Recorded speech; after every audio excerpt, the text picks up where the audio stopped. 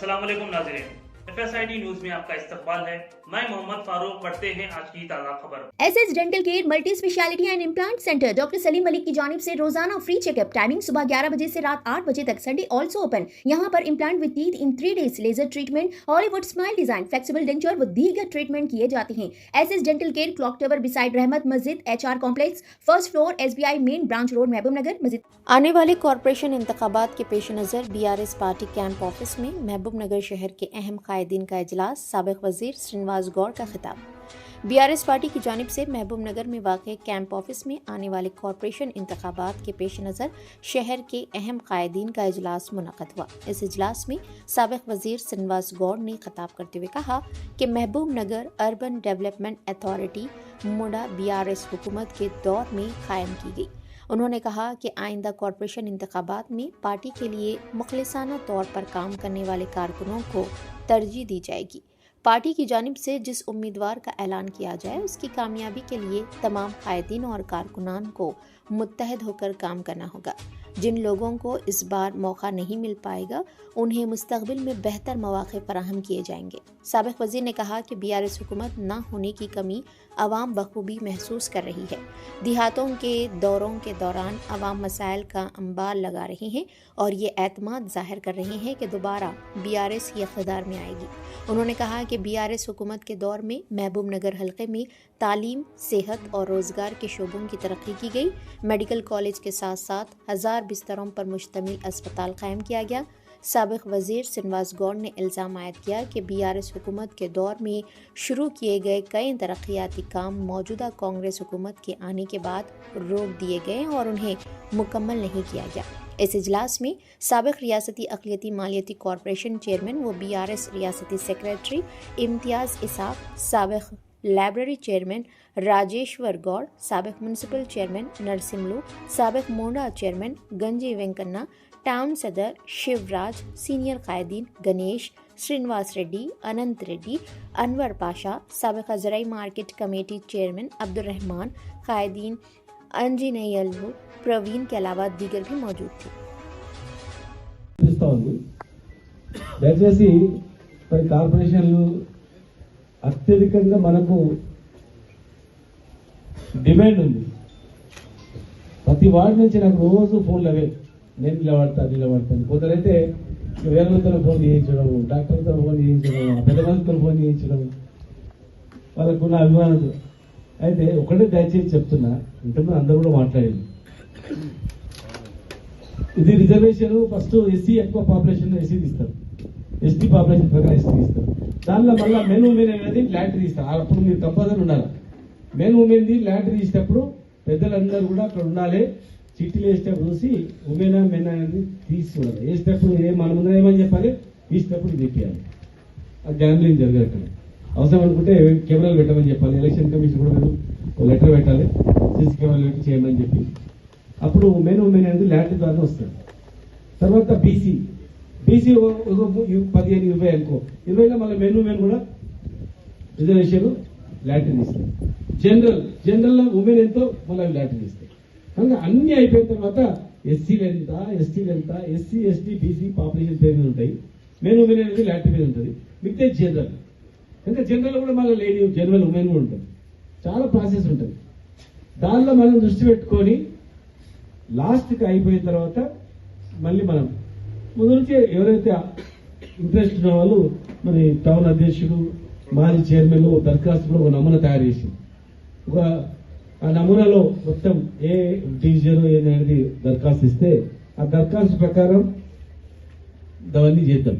మనకు చాలా మంది ఉన్నారు అడ్వకేట్స్, చాలా మంది అడ్వకేట్స్ ఉన్నారు. మా గిరిజారెడ్డి గారు చాలా మంది వచ్చారు. అయితే కొంతమంది ఒక టీం చదువుకున్న వాళ్ళని ఒక టీం వేసి అన్ని కన్సల్టేట్ చేద్దాం.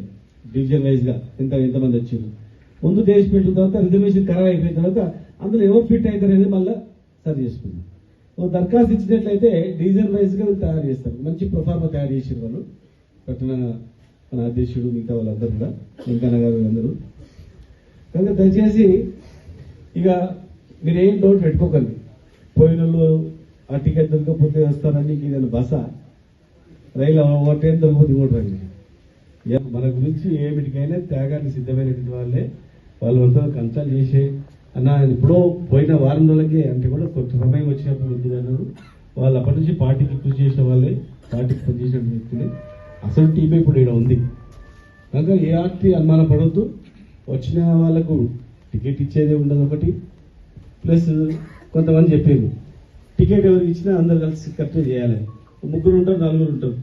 నలుగురిట్లో అందరు నలుగురు మేము గెలుస్తామే అంటారు. మేము గెలుస్తామని మేము గెలుస్తామని ఇక ఈడ ఆడ దస్తి చేసి పెడతారు, మాకు రాకపోతే వస్తాం అని. అటువంటి కూడా గమనించాలి. ఎందుకంటే పార్టీకి లాయల్టీ అనేది చాలా ఇంపార్టెంట్. లాయల్టీగా ఉండేది అనేది చాలా ఇంపార్టెంట్. గవర్నమెంట్ రేపు రాబోయే ప్రభుత్వం మనదే కనుక దాన్ని దృష్టిలో పెట్టుకోవాలి. ఇవాళ గవర్నమెంట్లో మీరు కౌన్సిలర్లు మామూలు వాళ్ళు కూడా కౌన్సిలర్ కన్నా ఎక్కువ నడుపుకున్నాం. ఏం కావాలంటే అర్ధరాత్రి వస్తే అన్న 10 లక్షలు కావాలి హాస్పిటల్లో బిల్లు కట్టాలంటే నెక్స్ట్ డే మళ్ళీ మేము చెక్ తీసుకుపోయి ఇచ్చినాం. కౌన్సిలర్ కన్నా ఎక్కువనే కదా పవర్ఫుల్. ఇంకా సిన్సియారిటీ ఇంపార్టెంట్.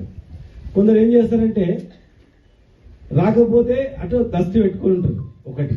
ఇంకోరు ఏం చేస్తారు అతి ప్రమాదమైన వ్యక్తులు. వాడు దగ్గరనే ఉంటాడు, టీకే సాబ్ అంటాడు, మంచిదా అంటాడు, దగ్గరనే ఉంటాడు, మన ఎంబడే ఉంటాడు, మనకు కథ తీసి పడిస్తున్నాడు. వాడు చాలా ప్రమాదమైన వ్యక్తి. పోయినాడు ఏం కాదు, పోయినాడు పోతే మనకు తెలిసిపోయి శత్రువు. పోయినాడు దరిద్రం పోయింది అనుకుంటాం, వాడు మంచోడే. కానీ మనం ముసుగేసుకొని మన కండు వేసుకొని మన ముందరనే మంచిగా నటిస్తూ మళ్ళీ వెనుకల్లో నుంచి స్టాపింగ్ చేస్తూ ఓడిపోతుడు చూడు ఎంబడుకుంటా మంచిది లాస్ట్ ఇయర్. అయితే మన ఎంబడి వండుకుంటేనే మాట్లాడుతున్నా మంచిగా నీ గురించి, నీకు కష్టపడుతున్నానా ఓ సత్యనారాయణ అన్న, ఓ రాములన్న, ఓ అనంతేశ్వర సార్ నీ ఫుల్ తిరుగుతున్నా నీకెందుకు అనుకుంటాడు. కానీ అనుకుంటాడు వెనుకల నుండి క్లోజ్ చేస్తుంటాడు అన్నమాట. వెనుకల నుండి తప్పది. ఇప్పుడు మనకు లాస్ట్ టైం తెలిసినా కూడా వదిలిపెట్టి ఈసారి తెలిస్తే మీరే తెలుగుట్టించింది. అటువంటి పార్టీ ఉండదు అసలు. మనం ఇది పార్టీ ఆశమాషి పార్టీ కాదు. తెలంగాణ గురించి కొట్లాడి తెలంగాణ తెచ్చిన పార్టీ, జైళ్ళలో పోయినటువంటి పార్టీ, రకరకాల ఇబ్బందులు ఉన్నటువంటి పార్టీ, తెలంగాణ బాగుపడాలని చెప్పి తీసుకున్నటువంటి పార్టీ, త్యాగాల మీద నిలబడినటువంటి పార్టీ. ఎంతో మంది రైతులు చచ్చిపోయారు, ఎంతో మంది విద్యార్థులు చచ్చిపోయారు, ఎంతోమంది పేదవాళ్ళు అన్నం లేక తిండి లేక చచ్చిపోయారు. మన 15 రోజుల్లో మనం ఎంజాయ్ చేసినాం అనేది నీళ్లు పట్టుకోవడానికి పోయి కూడా చచ్చిపోయింటాం. నీళ్లు పట్టుకుని పోయి నీళ్ళు లేక చచ్చిపోయారు. పెద్దోళ్ళు కానీ దండం పెట్టినా సరే, కాళ్ళు మొక్కినా సరే ఇటువంటి ఉండాలిరా బాబు అని చెప్పి కాపాడుతున్నాం. 100% నేను అష్యూరెన్స్ ఇస్తున్నా. ఎవరైతే కార్పొరేట్ గెలిపిస్తారో గెలిచే వ్యక్తిని కూడా అంతే స్థానంలో గ్యారెంటీ చూస్తాం.